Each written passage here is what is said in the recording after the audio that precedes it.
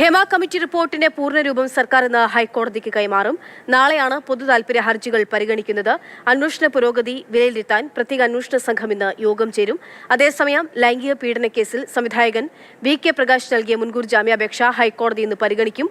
മുൻകൂർ ജാമ്യാപേക്ഷയിൽ സർക്കാർ ഇന്ന് നിലപാട് അറിയിക്കും. കൊല്ലത്തിലെ ഹോട്ടലിൽ വെച്ച് സംവിധായകൻ ലൈംഗിക അതിക്രമം നടത്തിയെന്നാണ് എഴുത്തുകാരിയുടെ പരാതി. ബിനിൽ വിവരങ്ങൾ നൽകും.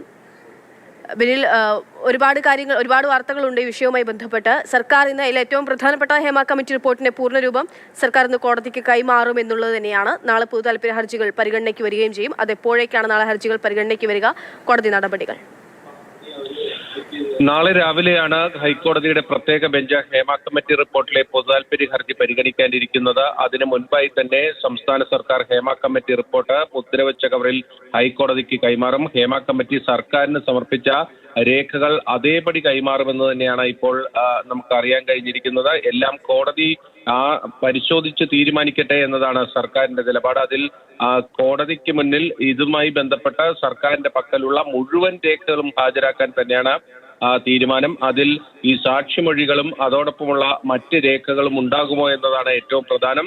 സർക്കാരിന് മുന്നിൽ ആ രേഖകളൊക്കെ ഉണ്ടെങ്കിൽ അതെല്ലാം ഹാജരാക്കുമെന്നാണ് നമുക്ക് ഇപ്പോൾ അറിയാൻ കഴിഞ്ഞിരിക്കുന്നത്. ആ രേഖകളൊക്കെ തന്നെ ഇനി പരിശോധിക്കേണ്ടത് ഹൈക്കോടതിയുടെ പ്രത്യേക ബെഞ്ചാണ്. ആ ബെഞ്ച് നാളെയായിരിക്കും സിറ്റിംഗ് നടത്തുക. അതോടൊപ്പം തന്നെ ഇന്ന് ഈ പ്രത്യേക അന്വേഷണ സംഘത്തിന്റെ വിശദമായ യോഗമുണ്ട്. കാരണം എം മുകേഷ് MLA അതോടൊപ്പം തന്നെ ഇടവേള ബാബു എന്നിവർക്ക് ജാമ്യം അനുവദിച്ചിരിക്കുന്നു.